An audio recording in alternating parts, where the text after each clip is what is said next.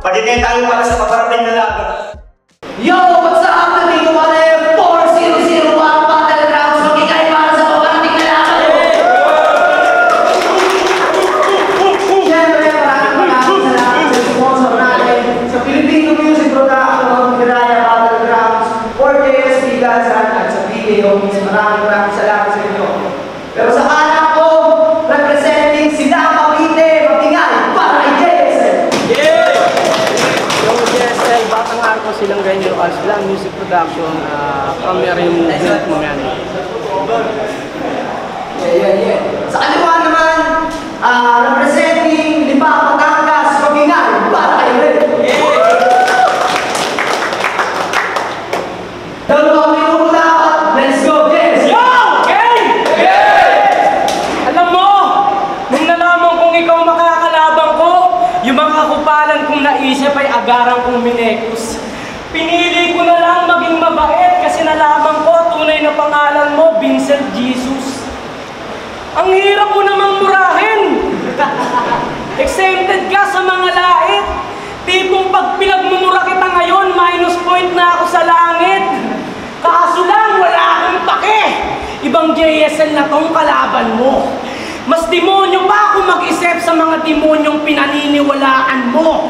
Kaya naman, kamustahin natin si Reynalyn Abante, yung ex mo na tulak. Nakakatawang Abante apelyido niya pero relasyon nyo di na umusad. O baka magdahilan na hindi naman daw sila naghiwalay at yung pagmamahalan ganun pa rin. Sige nga, kung talagang kayo pa talaga, dito mo nga siya kantutin. Kakatapos lang ng halalan, pero bakas pa rin sa pagmumukha mo pagiging cringy. Kasi mukha mo pa lang na paghahalataang binoto mo si Willie. Pero alam nyo ba kung bakit nadawit si Kuya Will sa spit ko today? Yung ngipin kasi ng puki ng inang to nag-i-epeporey. Kaya bago ko laitin yung ngipin mo, itiko mo na yung bibig mo habang may oras pa, bro. Kasi sa sobrang dami mo raw ngipin, nalugi na raw kumpanya ng toothbrush sa'yo. Debut battle mo sa Motus, may sablay ka na angle na binokat tanga. Porque kulang daw siya ng isang ngipin, tinapat na sa bungi. Nakadroga ka ba? Sa lagay na yan, kulang ka pa ng isa. Aba red, tama ka na. Kasi kung bibilangin ko yan, tangina mo, sobra-sobra ka pa. Hindi na yan normal. Sana naman magtaka ka repa. Kasi yung normal na bilang, 32 lang, yung sa'yo, 40. Kasi kung si Tipsy D, yung pumagat sa logo ng Apple, ito namang si Red, kakaiba. Kasi nung siya na yung pumagat sa sobrang dami ng bakat, naging mata ng pinyak. Pero alam mo ba kung bakit dumami ng ganyan yung ngipin mo? Kasalanan din ng magulang mo yan, pare. Kasi mas madalas pang kagatin ng tatay mo, pukin ng nanay mo, kesa dumali. Kita nyo na, hindi uubra sa akin yung Vincent Red. Kukulangin pa yan sa akin parang single bed. Kaya kung pakupalan ng usapan, ay sure I'm dead. Pagkat walang panama itong Red sa utak, main-minded. O siya, sige, rank mo na. Galingan mo pa patunayang sa akin isa kang veteranong tanga. Bawi. Reminded ka, bastos. Tama ka, minus points ka na sa langit, papanakin ka pa ng angel. Ako nga si Vincent Jesus. Kamusta, Jason Samuel?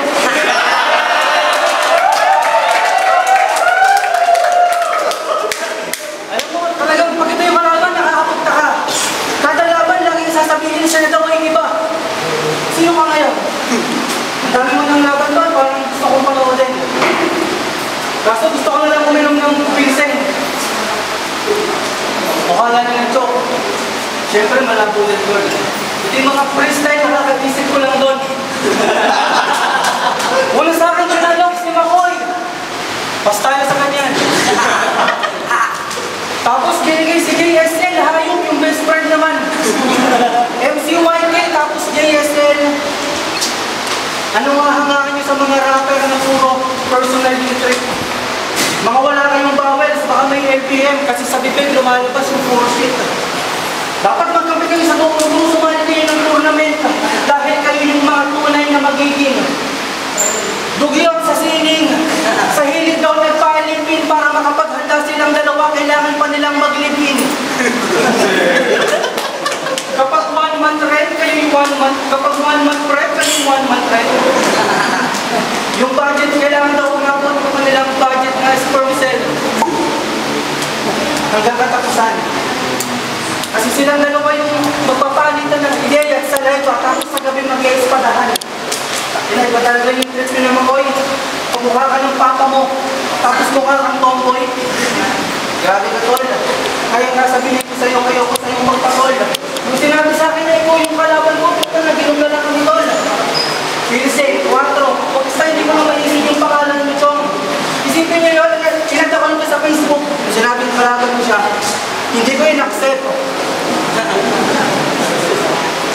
Alam niyo kung bakit gano'n. Sino ba naman ang matutuwag? Makikita niyo yung nagpumukha niyo araw-araw sa hall. Yung nanay ka, yung bagong pinapangan nung buntis yung nanay mo, naglalagad siya lagi kahit karay. Kahit walang kag-usap sa imake ng imake. Nung pinanganak ka, nilalaban kayo sa karera ng bilik. Yung itsura mo doon, parang pagpestahan, apertada, lupiadan yung aking misyon. Pero biglang sumama yung aking tiyan nung nakita ko yung baboy, kapumang yung ulo ng lechon. Ayoko na sa fiesta. Simula na gusto ko na lang matulog. Kaya sabihin mo sa akin kung ikaw ay may huling hirit pa. Yung sinabi mo yung babae ko, alam mo tol, ang pangit niya, kakaiba yung tira ka. Ginawin mo sa Reyna Rin. Ikada budget mo, nadadamay ka naman ng babae, wala nang iba.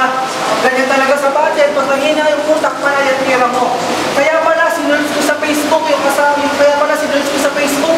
asawa mo, mukhang tita mo. Ayoko na lang gano'n, nagpapasos ka ng babae, gusto mo dito magkarahin. Ayoko na ganyan.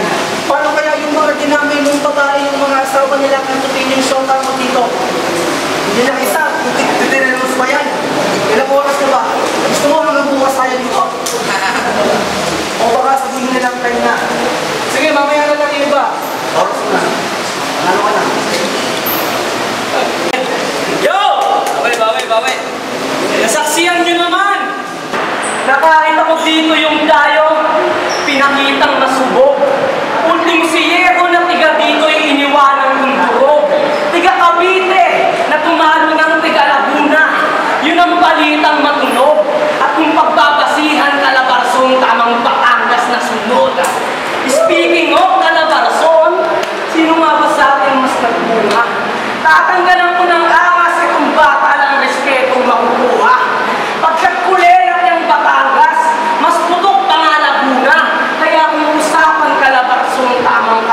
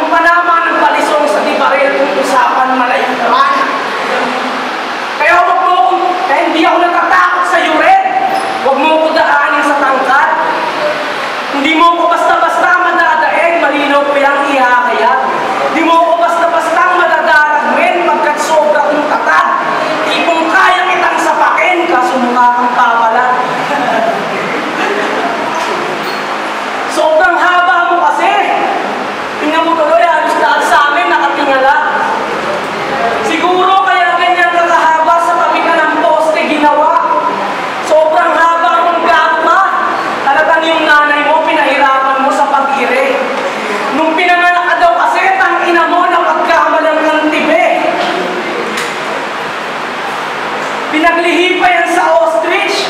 Kaya nga may mahabang binte itong lintik. Sa sobrang haba ng binte, 2 oras yan mag-drip. O baka sitahin mo yung mga liga kong pinanggalingan na kesyo ako'y bumabattle sa bakantong lote. Ulul, baka nakakalimutan mo sa sunugan kalye, Benino, bakantong lote rin. Diba sa lahat ng mga naging laban mo, laging pinupuna na bulong ka? Dahil sa boses mo na pangkuma. Pero para sa akin, hindi ka naman bulol. Sadyang ka boses mo lang si Damula. Sobrang mo kasi mag-deliver ang puta. Halatang yung pagkahumahang mo, infinity. Sarap mong ibalik sa sinupupunan, baka sakaling maging normal delivery. O siya, sige, round mo na ulit. Pakiayos na lang. Tapos na namin marinig yung boses hayop, Red. Baka pwede, boses tao na. Sige. Boses sa naman, kasi natin yan nabili.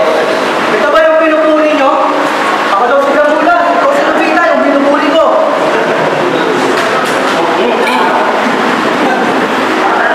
Kung akala mo pagbibigyan kita, yan ang dahilan kaya ganito ako ngayon.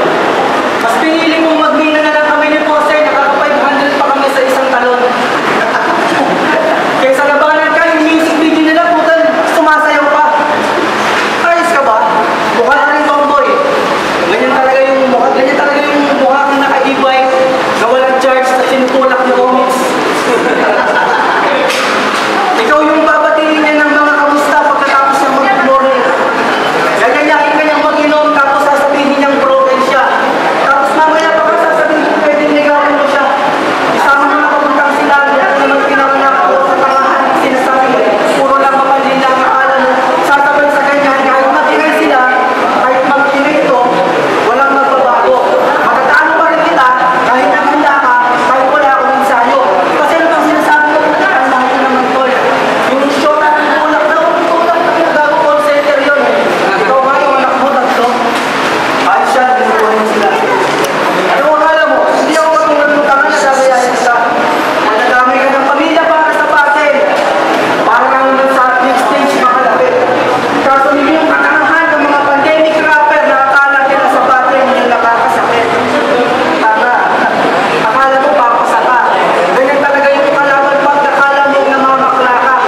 Ikaw yung hindi ko maintindihan kung lalaki o tomboy. Depende sa araw, oras o kumagaan ka rin. Gusto ko na umuwi pag inom tapos magmamahing sewan ko kung bakit sinabi ko dito yung reality pa rin. Ang kulit ko, no? Kahit yung pag mo sana. Gusto ko ibenta ni comics yan, palit kayo ng orin niyang pangsandatan. Pumunta ka sa Batangas pa rin. Pumunta ka sa Batangas, tikman mo yung lomi. Yung meeting sa ilong mo padaanin. Para lumupit ka pa mag-rap, hintayin mo na lang yung 4001 versus bagal. Hintayin, bigyan na lang ng dapat na labanan.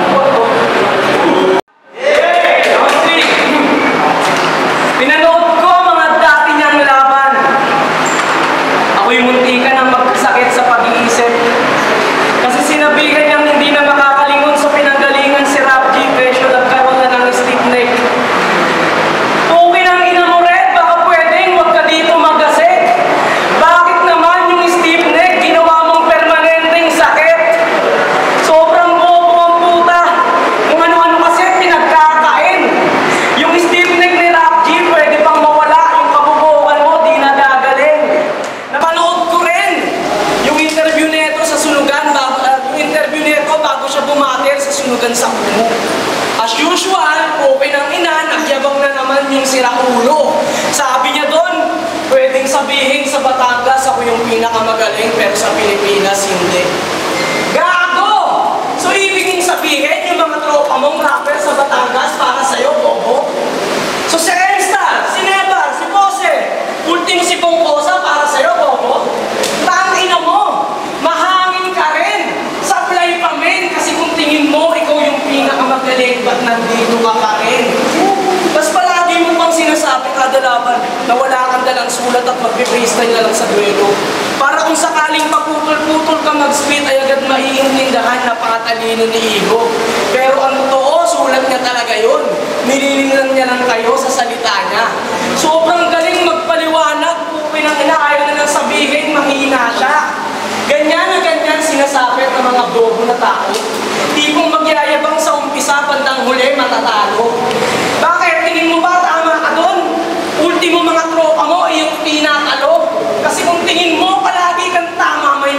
sa'yo. Tsaka baka nakakalimutan mo, nasa baba ka lang ng poster, Red. Huwag mo kaming gabuhin. Kasi kung talagang magaling ka talaga, bakit baguhan ka lang lagi kung ituring? Kasi di ba, sinare mo yung poster ng 20 battles, tila nagulantang mga nakakaabang.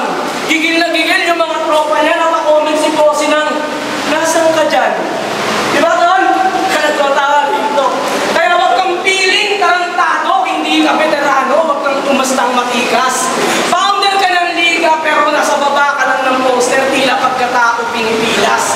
Di ka man lang nagawang respetuhin. In short, di ka matawag na matikas. Puta yung Red, punesto sa ilalim, parang matawag ng Pilipinas. O baka ka mag-rebat? Nababaliktad naman daw yung Red sa watawat, nang sa ganun maging gera na. Ulol ng malinaw lang, pag natalo kita dito, magiging pera ka. Kaya wag ka nang umiksena pa. Ikaw lulubog marahil, pagkat anumang kinang nitong bituin ay luluhod sa akin. At last, ang masasabi ko sa iyo, Vince, para mas lalong makonvince, huwag na yung mga ganito, pakiusap na lang. Kung may gusto ka ulit na itapat, ayoko na sa mga wak ang gusto ko. Taga-sursang naman!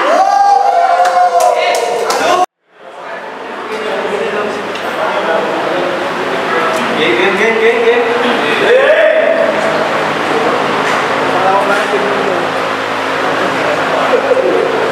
Hindi ka sa mo. Sa battle lang naman nagkakaroon. Akala mo talaga yung kamango niya makakapanutok ng puso. Benteng bakit? Parang na dito yung nasa GC, di ba? Meron siyang pinagtatanggol ng kaibigan niya ng puso. Akala mo kung sino sa battle, pero pag-usapang makoy, lumalambot yung puso. Baliw. Baliw ko, alam mo ba? Bakit eh? Yung sinabi sa akin na ikaw yung kalaban. Talaga, huwag na lang. Kahit kung mga judges maging one-sided na. Alam mo kung bakit ako dito pumunta? Tol, para magka-500 na.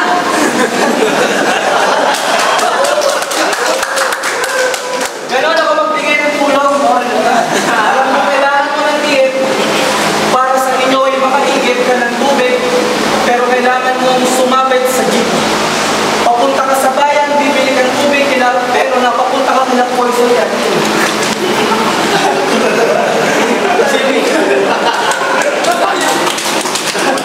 Yan, sinain mo, wala na.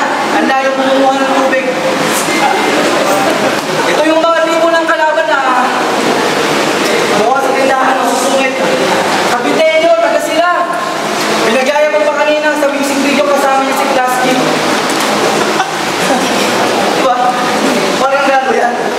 Sinabi sa'yo ng harapan, sabi niya, sino ba yan? Naglaban si Tonyo, tsaka yun, gusto mo ikaw sa kanin ko. Pag nanood ako ng splinter, tapos naglaban sila, kada lang si Klasky, imig ako sa demo.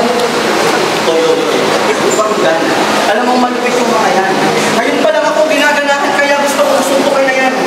Wala nang katapusan yung bara dahil salamat sa Philippines. Buti na lang 65 yun. Kung naging 100, baka apat na bote pa lang naiinom ko, tapos ngayon pasto pa sa'yo yung tatlo doon. Kasi nakapulito ka. Akala mo kasi na, gagalaw yung ipin ko at hindi ganyan yung mukha.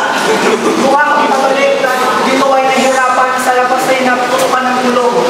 Hindi ko alam kung bakit gano'n ang mukha may parang nakukuha ang gulong. Tapos kakaiba, tol. Ang mukha mo parang pantana. Parang nakasama mo parang nakukuha bola. Parang paatras, gusto mo rin tumanda ng paurong. Gusto mo tapusin ko na to o sabihin nyo na lang sa akin kapag 2 minutes na ako, tol. Kasi tatapusin kita hanggang Martes. Kahit anong araw ngayon. Pag nabigyan ka niya ng 500, mamaya, lumapit ka sa akin, nilipid kita ng beer, tapos bayaran mo rin yun.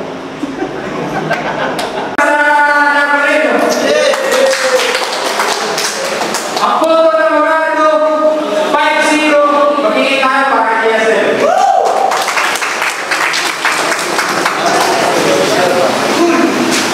Maraming salamat, KSL. Si Rudy, hindi ka. Yo, shoutout ko lang muna si Dane Nagnegro, Tolpare MD Guerrero, Tito Randy Monteliformes, Joshua Almira, OG Skills at sa niya, Southville, paring MC Renz, paring Gerald of X Crew, Sir J. Villanueva, Derek Nagago niya, tol paring GT Japs, tol paring Benson, tol paring GT Omar, Pilua, Founder Boy Kins, Ian Adobe, Benitez, Utolen Star, King Rex, Jubito Vista at sasawa niya, Emmeline Paul Jeans. Yung ex dyan nga pala, ng Bataan Rap Thunder, tsaka ng Maribeles, Pop Production. Binoto ko si JSL, pero yung round 1, binigay ko kay Red. Kasi ang lakas na ang ribat niya, natabunan niya yung round 1 ni JSL, kahit freestyle lang yung bandang dulo. Pero round 2, tsaka round 3, ay JSL doon ang binigay. Pero props pa rin sa freestyle ni Red, ang lakas nun. Kaya lang hindi naging sapat para talunin yung dala ni JSL. Pero sana kung ano, medyo sindok, may mga baon pagsali siya ng mga written. Bakit umapat pa siguro, baka sa atin nakuha niya. Kasi sa kanya na yung buwan eh. Matan siya, so nakuha niya yung momentum doon. So, ang gaganda ng mga sinasabi niya. Tapos nagtataka ako, freestyle ba ito o hindi?